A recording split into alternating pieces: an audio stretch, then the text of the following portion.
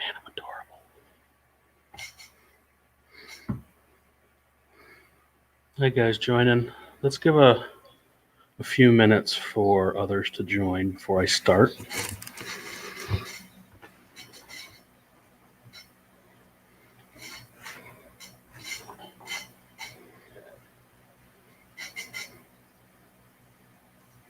My squeaky stool. Need to get some oil on this thing. Squeaky.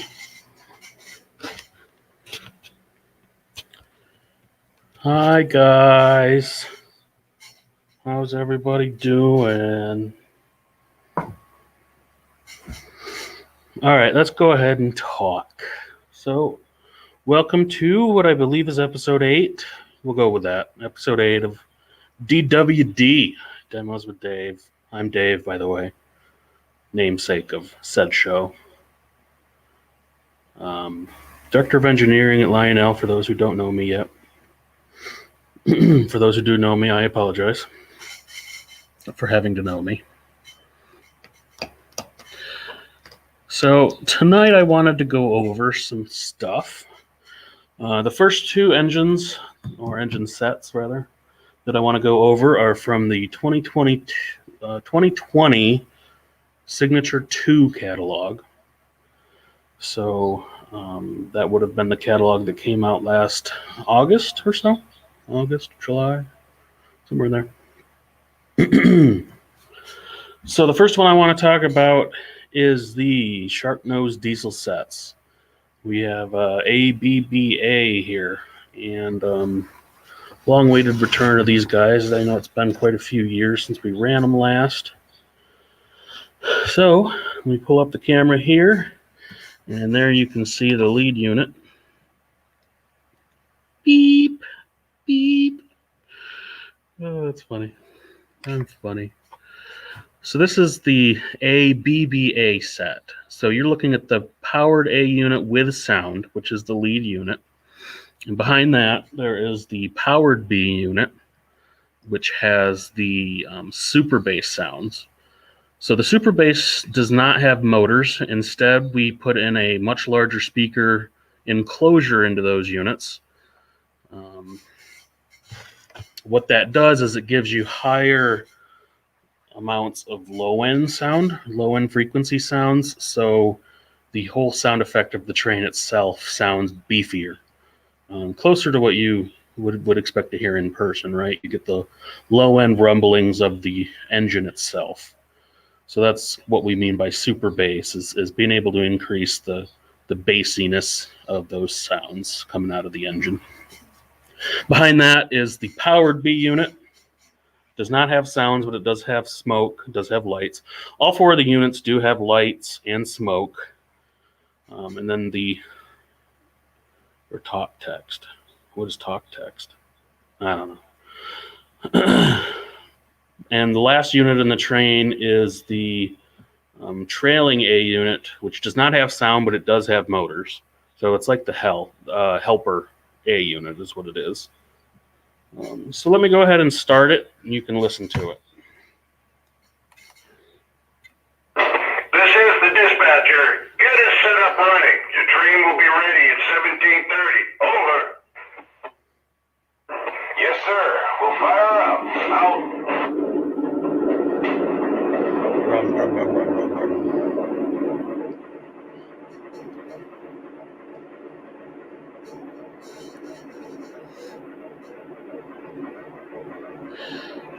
So even from here, the farthest unit away from me is the farthest unit away from me with sound is the super bass, but I hear it much more prominently over the lead A unit that has sound. So if I move it forward,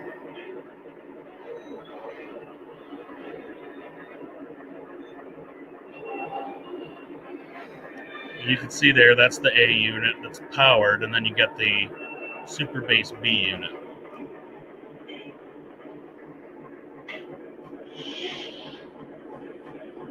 So hopefully you can hear it over the camera. What I'm going to do is use the legacy remote and go up through the diesel run levels.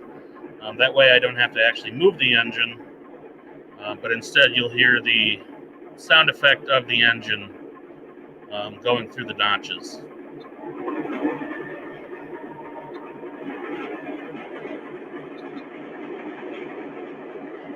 And I'm doing this just by using the RPM buttons here on the remote. RPM up and RPM down.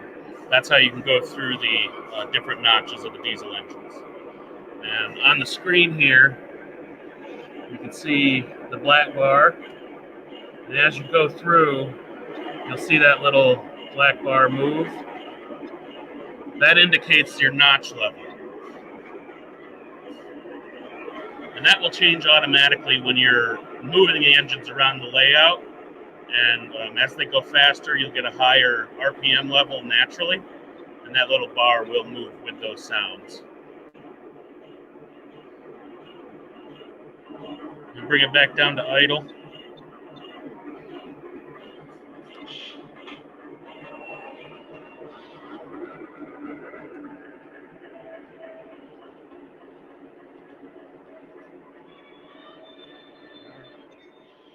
Bring the sound down just for a second. I just want to talk about how these operate. I've covered it in this show before on how our new legacy BA units do operate, but I want to just cover that again real quickly. Now, there's two units here that have sound, the lead A unit and the super bass B unit. Now, the engines come with signal and dialogue switches. Now, the signal and dialogue switches are for use in two different operations. One is Bluetooth, and two is when you're running all the units under the same TMCC ID number like I'm doing here. So if you want the crew talk dialogue or the horn or the bell to come out of only one of those units, you would go to the other unit and put the signal and dialogue switches to off. Now that comes in handy, especially like in the super bass unit, where if you want those sounds to be slightly louder, you'll get a little bit more oomph out of them if you have those sounds come from that unit versus the lead A unit. The other way that you can run these trains is I'll give them all different TMCC ID numbers and build a train in your legacy remote. In that mode, the trains are going to ignore what the position is of the signal and dialogue switches. So let me rev it back up, and I want to go through the different horns. As most of you know by now, our newest legacy engines now come with 5 different horn/whistle options, and you can cycle through those on the legacy remote using aux 1, or you can use the sliders on the Lion Chief app. So by default, here's the default horn.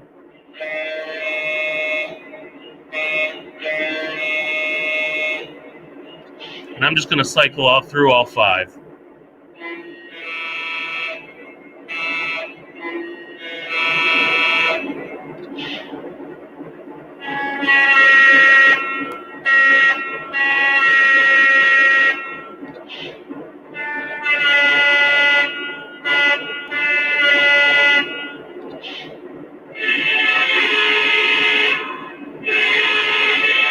Throw a modern horn in there just for fun. And then from number 5 back to number 1. And now you have the 5 different bell pitch levels as well. You use aux 1 and bell to change those.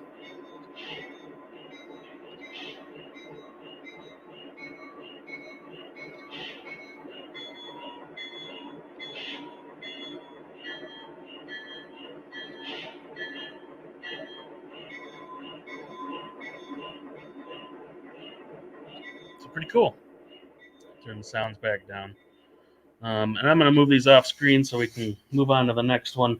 One thing I really love about having these AVBA units is that since 3 of the 4 units are powered, you're talking 6 motors here, you can pull any train that you can think of. I believe the Sharks were mostly in passenger service, but I'm sure some of them were in freight service, knowing the railroads. So you can put whatever consist behind these 4 units you want, and it'll likely be able to pull it just fine. One thing to note on the Sharknose units is that we did leave off electrocouplers on the B units, and what that did was allow us to get closer coupling on these engines. So it looks more prototypical when they're coupled up, because even our shortest electrocoupler that we use simply is longer than these dummy couplers that we put on there. So here you can see this is on an 072 curve, and you can see that the gap between these engines is pretty tight, and looks much more prototypical. So the front of each A unit still has an electrocoupler. When you build it in a consist, you can use front and rear to activate those electrocouplers. So let me move those off screen. I'm really excited for those. One of the ones that I'm particularly interested in seeing in person will be the U.S. Army version, which will have the Sharknose paint, the nose art on the front with the shark teeth. So that one will look pretty cool. If you want to see what those look like, just go ahead and open up the 2020 Volume 2 catalog, whether online or if you have a paper version in person. So the next engine up is also from the 2020 Volume 2 or Signature 2 catalog. And this one is a long-awaited engine that I probably have the volume down on. Oh no, I have to actually change the road number. This is the Pennsylvania S2. So you're talking a 6446 steam locomotive, non-articulated. It's duplex. And pretty sure it's close to being the same length as the big boy, if not maybe even a little longer, but non-articulated. So you can imagine that the Pennsy did not use these guys on probably a majority of their trackage. I believe at one point in time these were limited to operation between Chicago and Ohio, because that was the only place that could actually accommodate these. Along with this being the engine that was at the World's Fair up on the rollers in New York City. That pretty cool pictures if you look those up. So anyways, there are a few features about this S1 that make it stand out from other legacy steam engines that we do. First being what you can see there in the rear of the engine is the pop-off smoke. Actually, if I back it up, the darkness of that office over there will let you see the smoke a little better. So there's a single smoke unit in the stack, but there's actually 2 stacks. The single smoke unit is piped to both of those stacks. And then the pop-off feature, for those who don't know, it's for the safety pop-off so that the boiler doesn't overpressurize in real life. Now those will come on automatically with a timer. It's similar to how we did it in the Vision Line Niagara. Those will come on a timer, go off on a timer when stopped. And they will also continue to run up until Legacy Speed Step 23. And I believe at Speed Step 24 and above, they turn off. One neat thing, though, is that if you have your Legacy cab updated, you have the aux3 key here. You can manually start the effect by using the aux3 key. So if I press aux3, it'll pop it off. So pretty cool feature, and you hear the sound effects go along with it. Now, if you have the smoke unit off, you still get the sound effects. So that's pretty neat. Now, if you use aux3 while you're under Speed Step 23, it will trigger the timer and it will run automatically. But the reason we took the whistle steam away from this engine is because simply the real S1 did not have a steam whistle.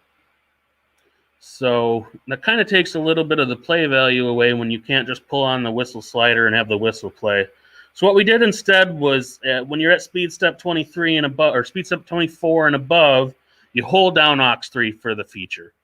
And when you let go of it, the feature turns off. So it's almost like you have whistle steam, but instead you just get to choose when the safeties pop off. So read the manual, and it'll go through the instructions on how to do that. more thoroughly. I'm going to turn the sound back up so we can go through all the different sound effects. One thing to note is that even though this is not an articulated engine, it is a duplex, which means there are 4 cylinders here. So we did include drift chuff or dual chuff into this engine. So when it's moving, you will hear ta-ta, and that will phase in and out with each other. It was an effect that we first came out with in the Vision Line Big Boy, and are carrying it over to duplexes like this or simple articulated steam engines such as the Big Boy or the Vision Line Challenger. So if I move it, you hear the cha-cha. So that's pretty neat.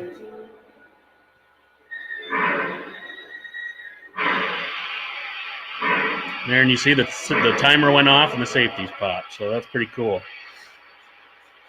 So I'm going to turn the smoke off for right now, just so I don't smoke myself out of here. And then let's talk about the other features this engine has to offer. One is, being one of our newer features in Legacy engines, is the bicolor marker lights.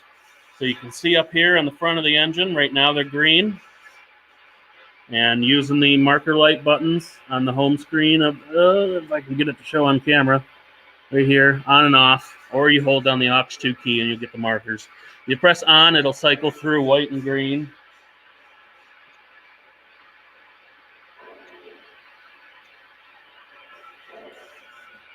And then on the tenders, you get red and white as well. Let me see if I can pull the engine up so you can see the tender markers.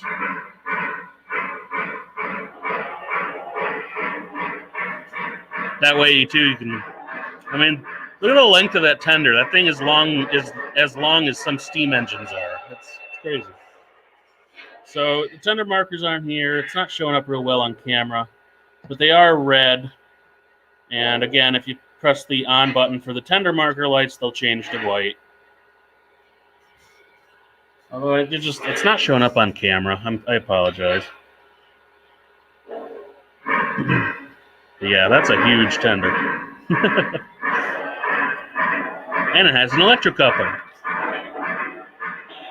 Another thing to note here, this is on 072 curve, which this engine is rated at 072, and you will not run this thing on anything smaller than 072.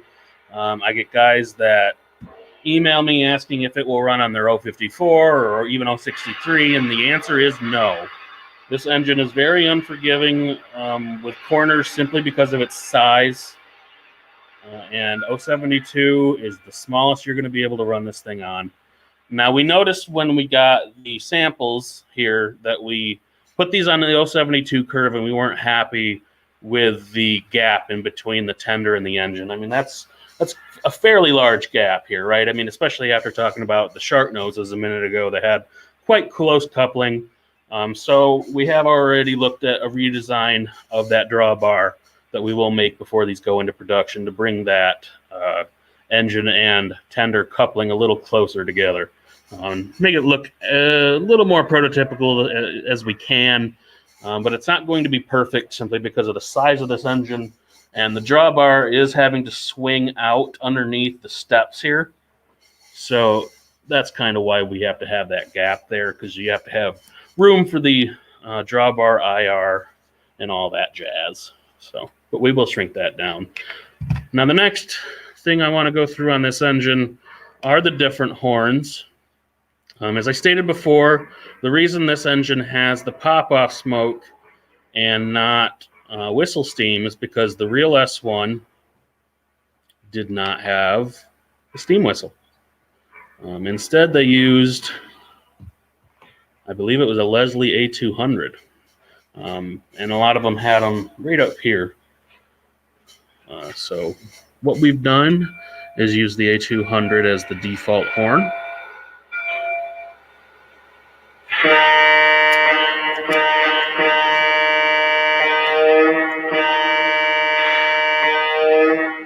They say they did that because horns can carry their sound through fog and stuff like that a lot better than whistles. That was their justification. And as an SP guy, you know, that's what I've read too for the Southern Pacific. The GS4s and the GS classes in general had both a steam whistle and an air horn. So again, that's the default. Now I felt like for the size of this engine, it really needed an even throatier version. So your second option for that horn is going to be a pitch down version.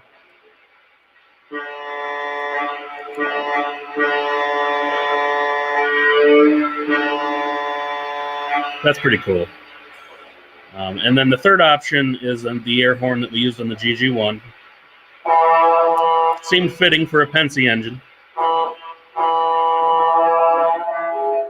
And then the last two options, for those of you that still like your steam whistle, even though this one didn't have one prototypically, we still put a couple of them in here just for your entertainment.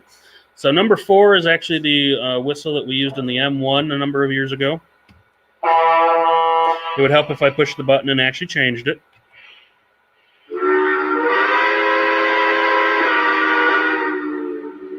I like that whistle. It's haunting.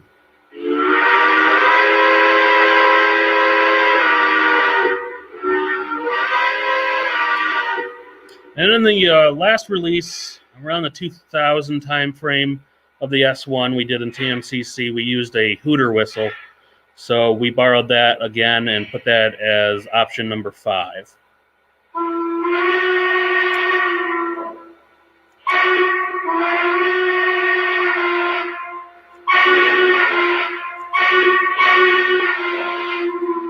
So that's pretty neat.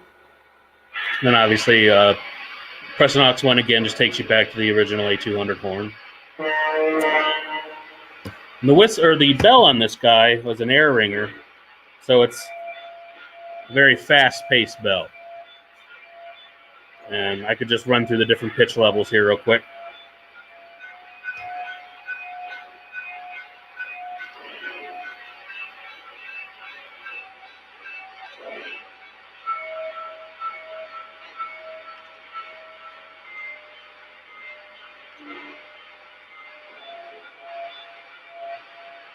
That's pretty cool. Let me wave my arm at this sensor here and turn my lights back on. There we go. Hard to do a show when your lights turn off. So I think that's pretty cool. This engine just has a lot going on. One thing, too, left to note is that there are separate smoke units for the stack smoke and the pop-off smoke.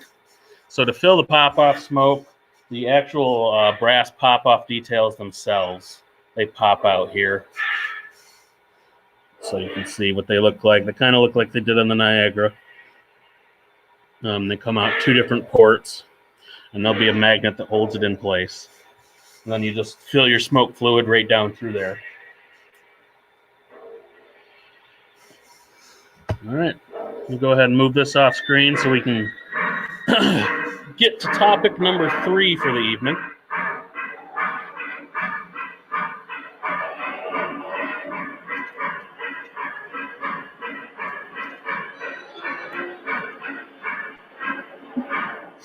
I gotta do some shuffling here. This thing is so big that I'm losing space around the layout.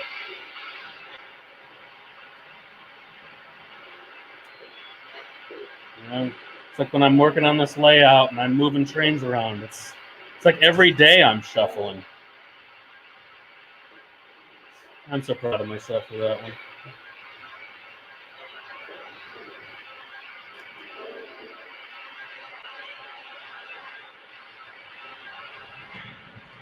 Big Sharknoses. It's funny, you guys just get to watch me sit here and play with trains. It's a terrible job I have. Bye, S1.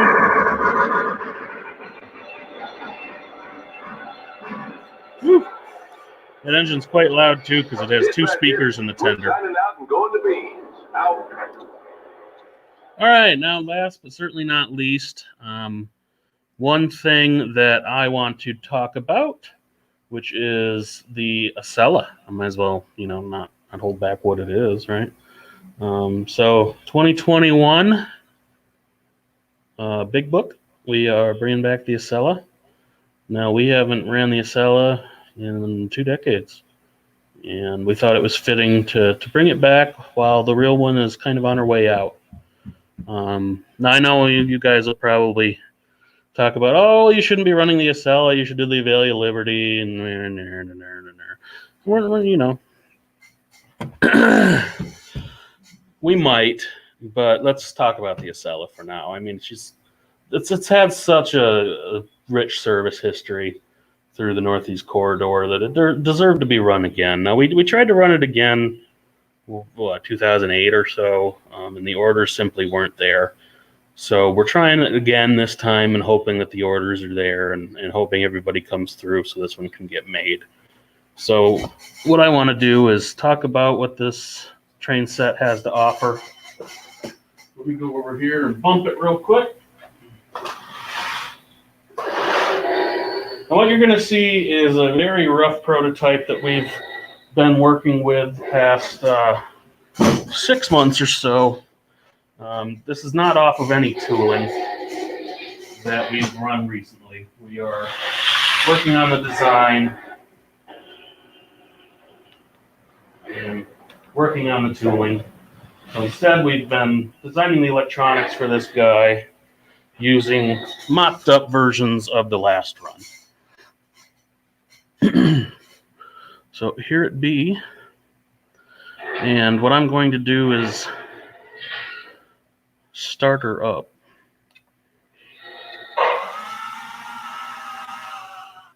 Powered pantograph, so cool. Now, we still have test code in these. We haven't gotten all the bugs worked out yet. But for the most part, it's working. Now, obviously, when you're running these engines, just like the GG1 that we did, the front pantograph is going to be in the down position. The rear pantograph is going to be in the up position. Simply a standard for safety that the railroads use. And that's true for both the lead engine that you're looking at here and the trailing unit, which is off screen still. The other thing that we're doing here is bringing in a station sound diner car, which you can just barely see in camera. Now, this guy has quite a bit of its guts removed at the moment. You can see with the missing doors and stuff like that. But we have fit all of the electronics for Station Sound Diner down kind of in the belly portion of the car down in here. And we're going to give this thing a thorough run through of custom audio. We will use our audio that we have saved from the last version from 20 years ago, but we will also be working on new audio to go with both the Station Sound Diner and the powered units. So that's pretty cool. We have not begun working on any of that, so the sounds in these units are still very preliminary, even though there is the horn that we used in the original.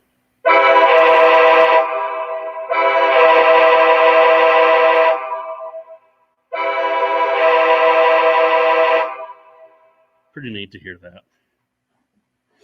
Now let me go ahead and go through and talk about all the features of the Acela, both the cars and the Station Sound Diner that is going to be in the expansion set.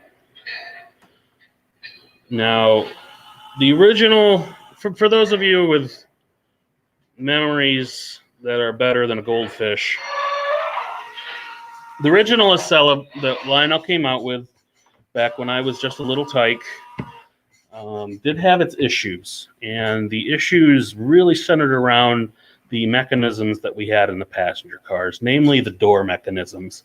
There were sometimes issues with the tilting mechanism, but for the most part, since there were so many doors, that tended to be the mechanism that failed most often. So for a number of reasons, reliability being one, cost being number two, we've removed the powered door opening and closing mechanism from the passenger cars. Now, that will be replaced with manually opening and closing, so you will be able to slide them back and forth and open and close them as you want. But just for a frame of reference, one of these passenger cars in the original Acela would have 4 doors, and each door would have its own mechanism, plus you would have the tilting. So in a passenger car, we had 5 motors, 5 gearboxes. So then you can understand, why there were many failures with that product, as well as why it was so complicated to work on. When I first started on working these prototypes, and my buddy Savati was working with me on these, he's really done a majority of the work. Good job to him. But just to get one of those passenger cars apart to work on was a nightmare and almost unavoidable to damage some kind of deco piece. So discussing it with Ryan and others, we decided to remove that power door mechanism. That aside, that is really the only place where something is being removed out of these. But in its place, we've added a lot more features, namely in the trailing unit. Now, the trailing engine is now powered. It was not in the original. So when you get the set plus the add-on, the expansion cars, it's going to be a big set, right? What are you at, 6 or 7 cars? And the original tended to have its moments where a single powered engine was simply not enough, especially on grades. So now with both of these units powered, you can run whatever length train you want. It'll be just fine. You're also going to have a full sound set in the rear unit. And this is going to come with a unit pair switch. Now, what a unit pair switch is for the signals, which is the horn and the bell, and the dialogue sounds.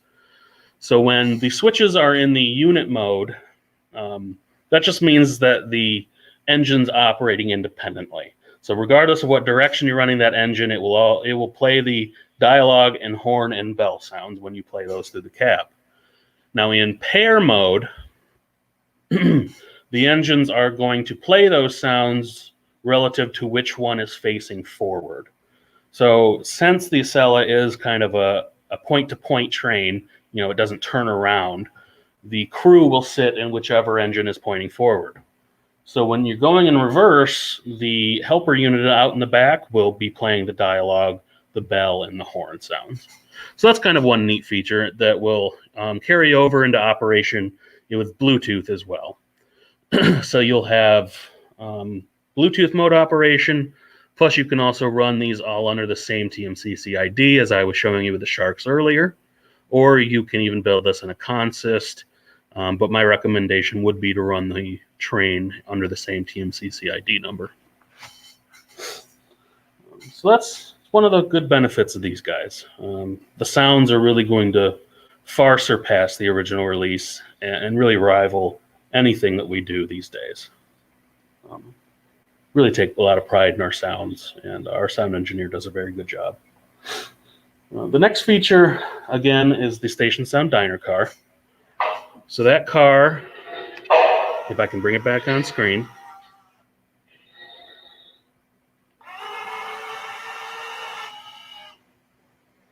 hold on a sec. Station Sound Diner car is going to be standalone.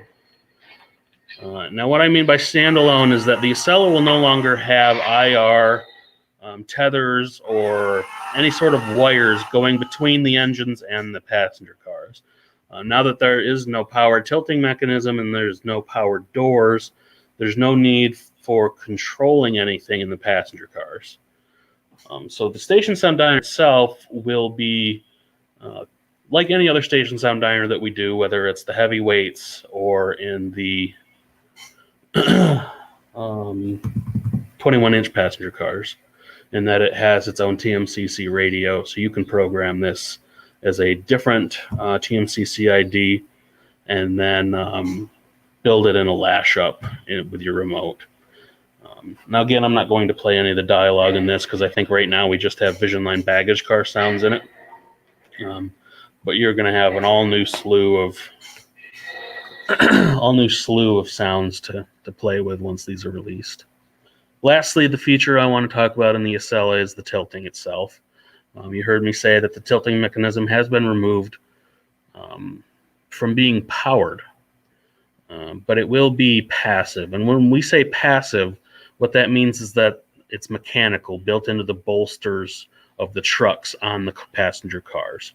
So when you're going around a corner and this truck turns, it's automatically, it'll have a bevel that will automatically tilt the car in the direction it needs to go. So yeah, you'll still have the tilting feature. It'll work in the corners all on its own. You don't have to worry about pushing buttons or worry about a gearbox that may fail you. So one of the mottos when we were working on this was, keep it simple. And that's what we're doing here. We can do a lot of innovation in the sounds, which don't fail you. And 2 power units and take away some of the troublesome features of the original. And you're going to have a very reliable set that I think you're going to get a lot of enjoyment out of, and really does justice to the Acela, which is seeing its final days on the rails. So I'm excited to get these further through in development. We're starting to work on the sounds, and then we can get these into production once orders come in. And once again, I just hope that we get enough on order to actually make these guys. So even though we've not completed orders yet and haven't started working on production for these yet, we have already put in a lot of hours into development in terms of design and electronics. So we definitely want to get these guys going. Now, orders are due, I believe, the first week of March or March 1st itself.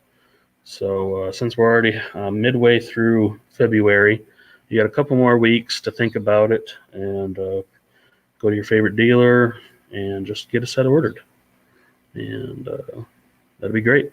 Check out all the different decos that we're doing with this in the 2021 Big Book as well. We have a few of the Amtrak deco schemes, but Ryan went a little crazy with his wild paint scheme ideas, and I think there are a few of them that really look good. Pensy's one of them. Milwaukee Road, I think, is really sharp. I like that one. And then there's also the Polar Express, and the Polar Express will have, a bunch of the dialogue lines and such that we are allowed to use from Warner Brothers that were in the movie itself. So even though it was not a train that you actually saw in the Polar Express movie, Ryan just couldn't help himself from doing a polar vortex, as he calls this thing. So it'll make for a really cool Polar Express train. And it just makes me think, man, the amount of wire you would need to have a catenary line going from here all the way up to the North Pole, that's a lot of wire. But I'm sure if we can make a train, it can happen, right? So anyways, that kind of covers it for, the Sharks and the S1 from the Signature 2 catalog from last year, as well as kind of reviewing the Acela and its features from the catalog this year. And let me go ahead and read some of the questions here. And if you guys have any questions right now, go ahead and throw them in there. It's not as easy for me to go back through and read all of the questions. But if you have any questions that pertain to the Sharks or the S1 or the Acela, I'm here to answer. And then we'll see what I go over in the show next time. It's a magic train. Why would it need catenary? That is an absolutely awesome way to put that. You don't need catenary power when it's a magic train. I mean, the Berkshire in the original movie was drifting on ice. So who's to say someone needs power to run, Any news on when the S1 will ship? The S1 is actually in production right now.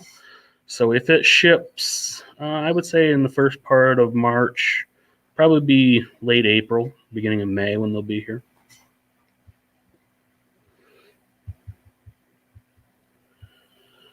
Covering the items of Acela, version of Legacy is needed to run S1.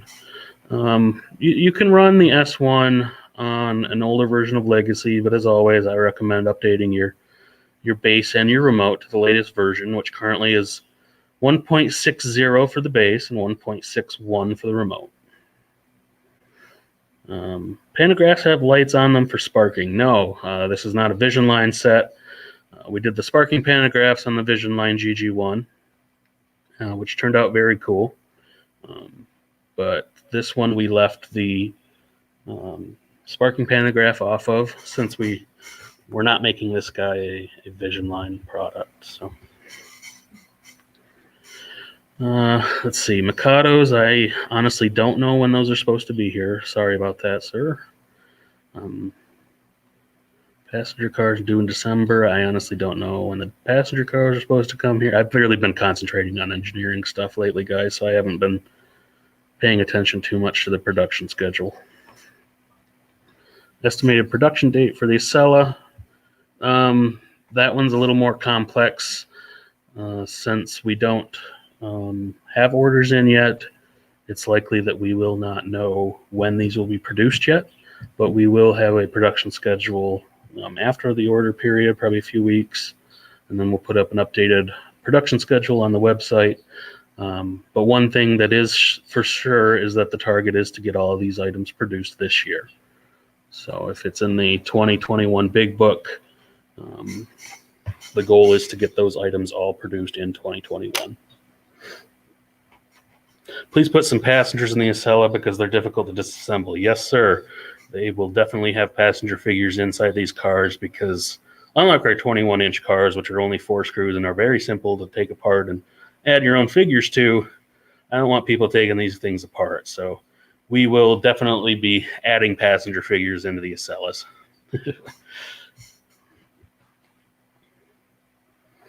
Are you concerned to powered units with cars between will cause string line derailments? I am not. The reason I say that is because the 2 units are legacy tuned, which means that they will run at the same speed regardless of which speed step you're at. So the rear truly does act as a helper, pushing the train along only when needed. So I would not worry about any derailments of that nature. We've done these before, when we did the F40 PHs, and then when we did the cab cars for the Long Island Railroad. Well, those were not powered, but still, it was something that we tested and didn't need to worry about derailments. So, all right, guys. Well, that's all the questions I'm going to take. I'm going to go home and have some food and all that jazz. And it's been a Monday, so now I got to get through the rest of the week. So, sorry for those I missed the questions. Some of these questions I just don't know the answers to, being engineering, blah, blah, blah. But feel free to shoot me or anybody else or talk to us in email on your questions, and we will get to those questions as soon as we can. So appreciate it, everybody, and have a good February, and I'll see you again in a couple weeks to go over something new next time. So have a good night and talk later. Bye.